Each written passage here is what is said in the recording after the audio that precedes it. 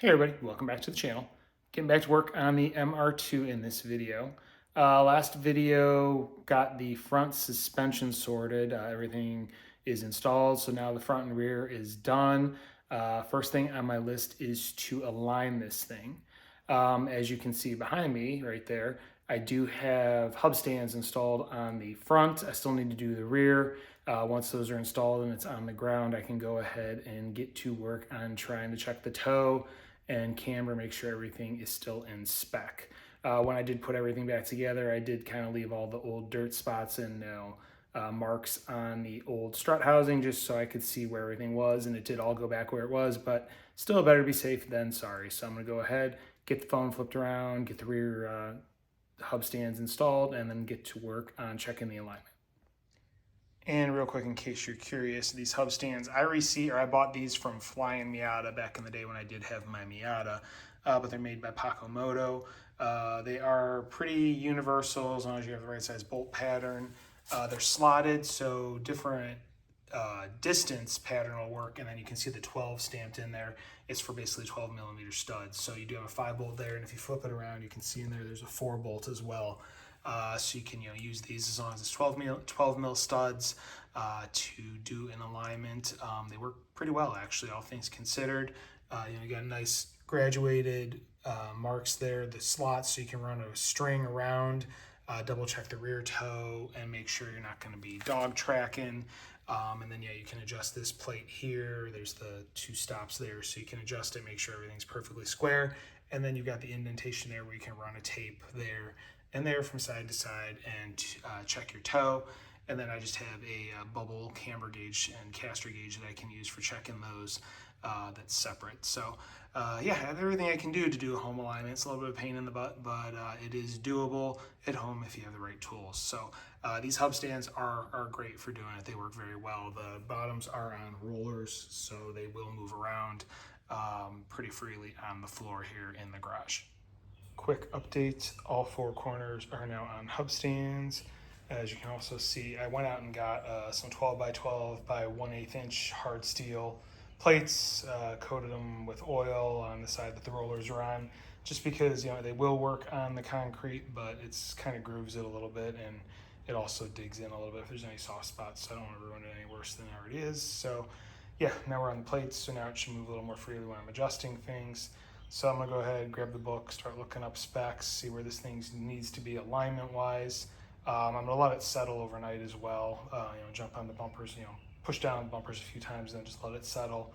And then tomorrow I can go ahead and start stringing it up and see where things are at numbers wise. All right, been a few days. I wanted to give the suspension time to settle now that it's on the hub stands. So what I'm gonna do first, go ahead, just give a couple push downs front and rear to make sure everything's good. And then grab camber gauge, just check things.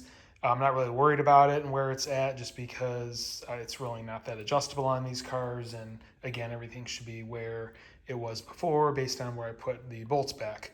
So I'll just double check that, make sure it's all within spec, and then I will start checking toe. Checked all corners using camber gauge. Rears are basically -3/4 degree, fronts are -1 degree. So that's good enough within spec, so I'm happy with those. So next will be to measure toe. Rear toe checked, and I have 1/4 inch toe in, which is dead on within spec. That works out perfectly, so we're good there as far as the rear goes. I need to grab the tapes and check the front. Front has been measured, and it is 3/16 in, which is out of spec. I really need to be about a 1/16 in to be where I want to be, so I need to go out a 1/16 on each side. So I'm gonna start breaking things loose and start getting this fixed. We have a winner. I went in a 1/16 on each side, so now we have a 1/16 total toe in, so we are good as far as the alignment goes. Last thing I'm going to do is run a string and just double check thrust angle, make sure the rear alignment is where it's supposed to be and not dog tracking. There's these marks here, so you can tie it on this end, and then just kind of run it back and see where everything lines up, and you'll be able to tell if you are dog tracking or not if it's not square. So I'm going to go ahead and do that and see where we are. Thrust angle has been checked. You can see the line going from the front to the back, and verify an 1/8 inch on each side in, so that tells me we are square. Pretty happy with that. So yeah, so I think I am good as far as the alignment goes. I'm going to go ahead, get these hub stands off, get the thing back on actual jack stands. Have a few other things I want to knock out in this video so I can get the car back on the ground and start taking it to some car shows.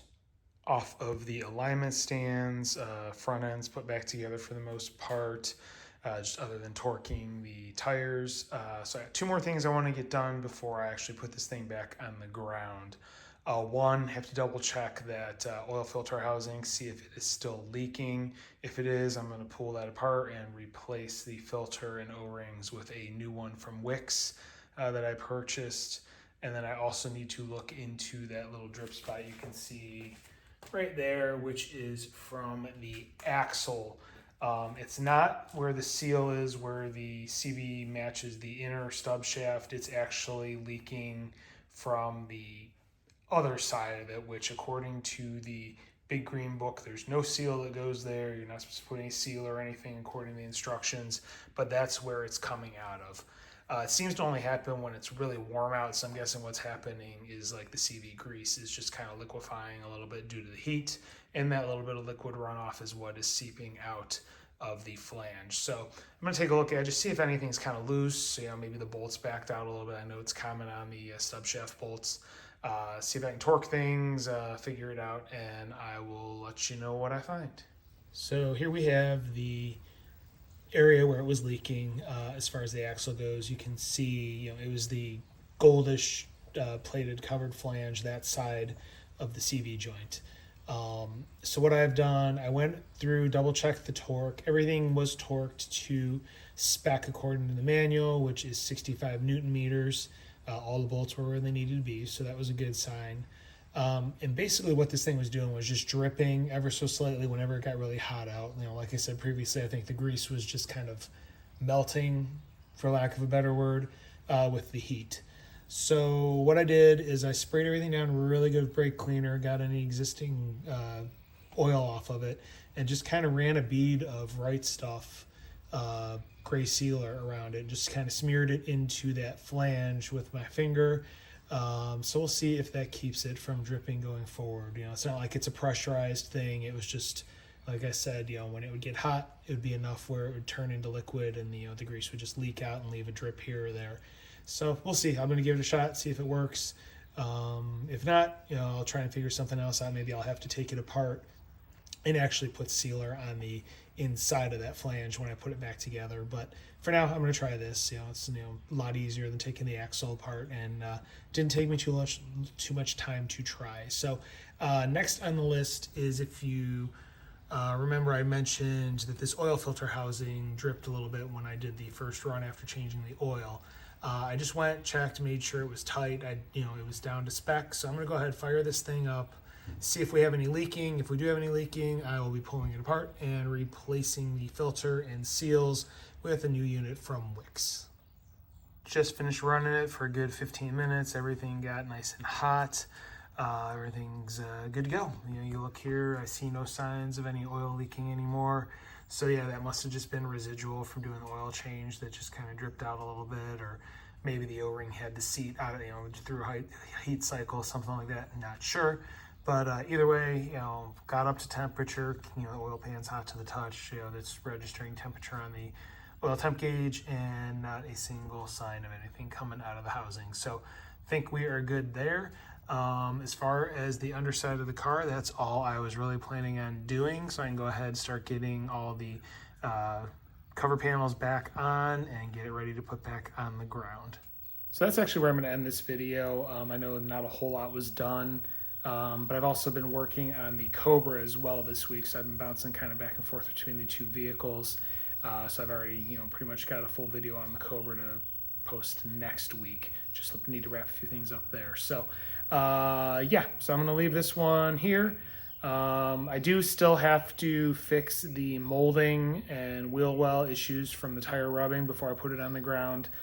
so I can't quite do that yet, but that will be in the next video. So if you want to follow along, if you like what you're seeing, want to see how this car turns out, anything like that, please hit like, please hit subscribe, please hit the notification bell. I do appreciate when you do that. If you have any questions or comments, please leave them in the comment section. I do review them. I will respond. And that being said, thank you very much for watching and have a great day.